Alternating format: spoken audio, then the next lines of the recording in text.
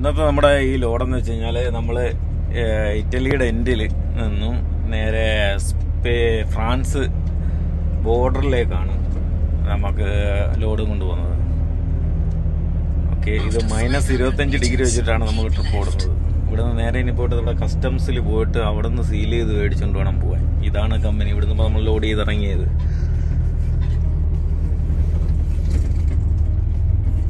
അപ്പോൾ നമ്മൾ നേരെ ഇനി കസ്റ്റംസിൽ ചെന്ന് നോക്കിയിട്ട് അവിടുത്തെ എന്തൊക്കെയാണ് സംഭവങ്ങളെന്നെല്ലാം പറഞ്ഞുതരാം. അപ്പോൾ ആർക്കെങ്കിലുമൊക്കെ വന്ന് ഇങ്ങനെയൊക്കെ ചെയ്ത് പോവുകയാണെന്നുണ്ടെങ്കിൽ ചിലപ്പം ഉപയോഗപ്പെടും. ഇതാണ് ഇവിടുത്തെ കസ്റ്റംസിൻ്റെ കസ്റ്റംസിൻ്റെ ഓഫീസാണ്. കസ്റ്റംസിൻ്റെ ഓഫീസിൽ നമ്മൾ ഡോക്യുമെൻ്റ് കൊണ്ടുവന്ന് കൊടുത്ത് കമ്പനിയിൽ നിന്നൊരു പേപ്പർ അവർ തന്നിട്ടുണ്ട്. അതും അവിടെ കൊടുത്തു കഴിഞ്ഞപ്പോഴത്തേക്ക് അവർ അവിടെ എൻ്റർ ചെയ്തിട്ട് അകത്ത് വെയിറ്റ് ചെയ്യാനൊക്കെയാണ് പറഞ്ഞത്. പിന്നെ ഞങ്ങൾക്ക് രണ്ടുപേർക്കും ഭാഷ അറിയാവുന്നതുകൊണ്ട് കുഴപ്പമില്ലായിരുന്നു. ആംഗ്യ ഭാഷയിലെല്ലാം സംസാരിച്ച് ഞങ്ങൾ. പിന്നെ ഗൂഗിൾ ട്രാൻസ്ലേറ്റൊക്കെ വെച്ച് എന്തായാലും തപ്പി പിടിച്ചെടുത്തിട്ടുണ്ട്.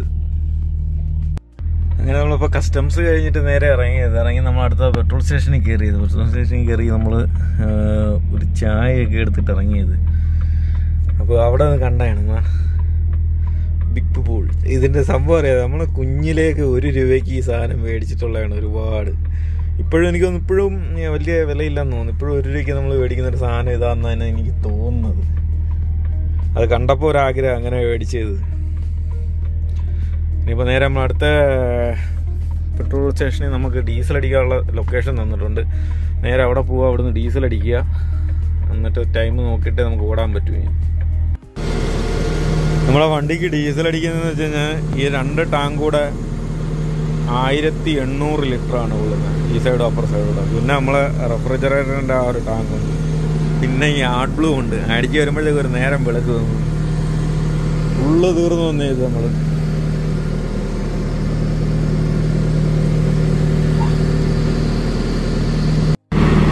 അടുത്ത് നമ്മൾ ഇപ്പുറത്തെ ടാങ്കിലോട്ട് അടിച്ച് തുടങ്ങിയിട്ടുണ്ട് വീണ്ടും.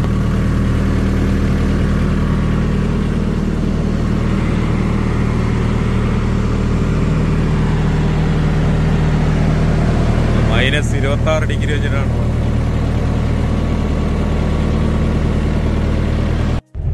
അങ്ങനെ നമ്മളിപ്പോൾ ഡീസൽ അടിയൊക്കെ കഴിഞ്ഞ് ഇറങ്ങിയേക്കാണ്. നമുക്ക് അവിടുന്ന് അടുത്തിടെ തൊട്ട് മൊത്തം ഓടാനുള്ളത് ഇപ്രാവശ്യവും 1916 കിലോമീറ്ററാണ്. ഓട്ടമാണ് മൊത്തം. അപ്പോൾ നമ്മുടെ സമയം ഓൾറെഡി തീർന്ന് നമുക്കിനി വെറും 15 മിനിറ്റുള്ളൂ. 15 മിനിറ്റ് കൊണ്ട് നമ്മളിനി 25 കിലോമീറ്ററിനകത്തൊരു പാർക്കിംഗ് ഉണ്ട്. അവിടെ ഓടി കയറുമോ അല്ലെങ്കിൽ സൈഡിൽ ഏതെങ്കിലും ഒരു പാർക്കിങ്ങിൽ നമ്മൾ ഇടേണ്ടി വരും. അപ്പം നോക്കട്ടെ അതെങ്ങനെയാണ്. ഡീസൽ അടിച്ച് നമ്മളെ സമയം മൊത്തം തീർന്നു. ഓൾറെഡി നമ്മളെ സമയം തീർന്നേ. ലോഡ് ചെയ്യാനായിട്ട് പോയി നിന്നിട്ട് നമ്മൾ മൊത്തം ലേറ്റായി പോയി. ലേറ്റാന്ന് വെച്ചാൽ നമ്മളെ വണ്ടിയിൽ ലോഡ് ചെയ്തേക്കുന്ന സാധനം ഐസ്ക്രീമാണ് കേട്ടോ. 11 ടൺ ഐസ്ക്രീമാണ് ലോഡ് ചെയ്തേക്കുന്നത്. അപ്പോൾ നമ്മൾ ഡീസൽ ഫുള്ളടിച്ച് ഇനി അതേ കണക്ക് തന്നെ ആഡ് ബ്ലൂവും ഫുള്ളാക്കി, നമ്മൾ റെഫ്രിജറേറ്ററിൻ്റെ ടാങ്കും ഫുള്ളാക്കി. മൊത്തം കൂടെ 1116 ലിറ്റർ ഡീസലും ഉണ്ട് നമ്മളെ വണ്ടിയിൽ. ഇനിയിപ്പം നമ്മൾ നേരെ ഇവിടെ എങ്ങനെയെങ്കിലും കൊണ്ടുവന്ന് അടുത്ത പാർക്കിംഗ് നിർത്താനുള്ള ശ്രമമാണ്. അപ്പോൾ ഇന്നലെ രാത്രി നമ്മൾ കൊണ്ടുവന്ന് ഇവിടെയാണ് പാർക്ക് ചെയ്തിരിക്കുന്നത്. റോഡ് സൈഡിൽ SOS പാർക്കിങ്ങിലാണ് ഇട്ടേക്കുന്നത്. ഇറ്റലിയിൽ നമുക്ക് ഈ SOS പാർക്കിങ്ങിൽ ഇടാൻ പറ്റും വണ്ടി കേട്ടോ. അപ്പോൾ ഇവിടെ പക്ഷേ രാവിലെ 8 മണിക്ക് അകത്ത് വെച്ച് ഇവിടെ നിന്ന് എടുത്ത് മാറ്റിയാൽ വേണം വണ്ടി എന്നാണ് അവർ പറഞ്ഞേക്കുന്നത് നോർമലി.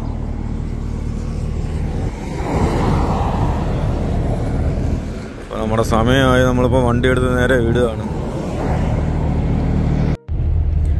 നല്ല മഴയുടെ ലക്ഷണമാണ് കാണുന്നതുണ്ടോ. മൊത്തം മൂടിക്കെട്ടി നല്ല രീതിയിൽ മിന്നലുണ്ട്. കാണാൻ പറ്റുമോ നോക്കാം ഏതെങ്കിലും. എന്താ സീനെന്നറിയാവോ. ആകാശം കാണേണ്ടത് തന്നെയാണ് കേട്ടോ.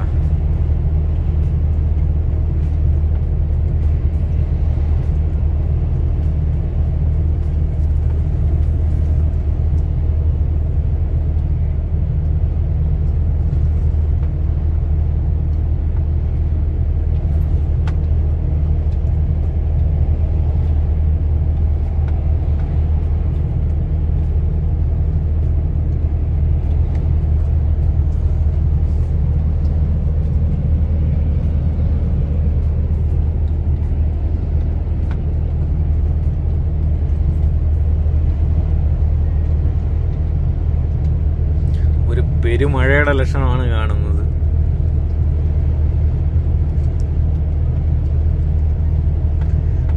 ചെറുതായിട്ട് മഴത്തുള്ളികളൊക്കെ വീണ് തുടങ്ങിയിട്ടുണ്ട്.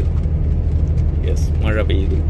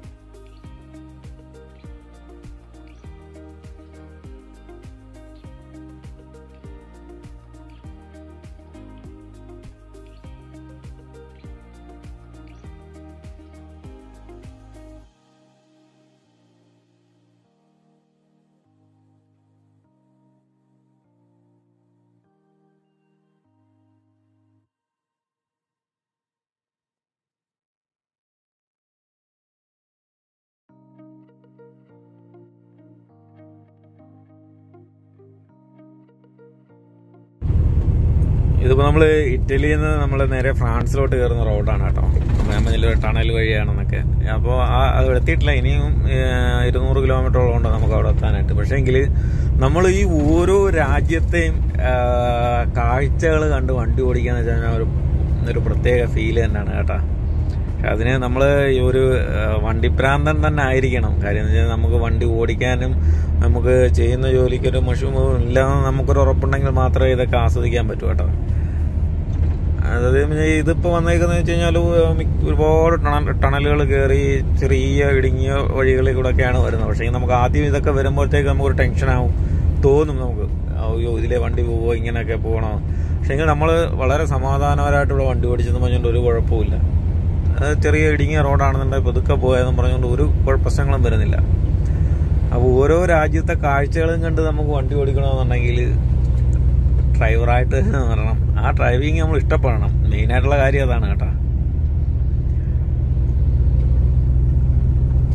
എന്താ രസമെന്ന് നോക്കിയാണ്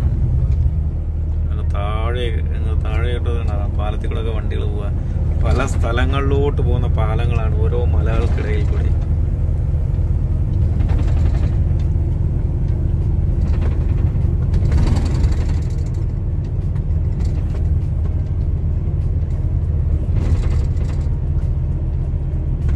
ഇതിപ്പോ നമ്മൾ നല്ല ഉയരത്തിന് ഈ മലകൾ എത്രയോ ഉയരത്തിലാണെന്നറിയാമോ ഇപ്പൊ നമ്മൾ നിൽക്കുന്നത്.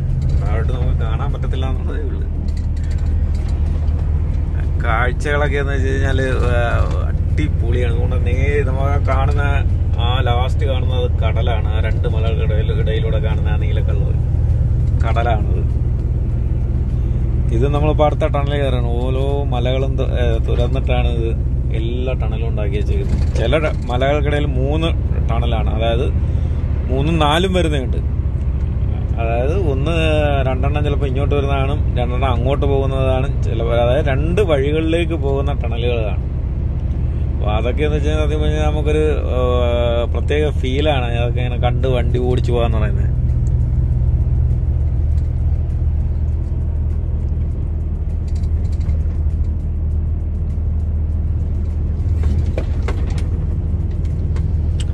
താഴോട്ട് നോക്കണം, നമ്മളെ കിളി പോകും ചിലപ്പോൾ.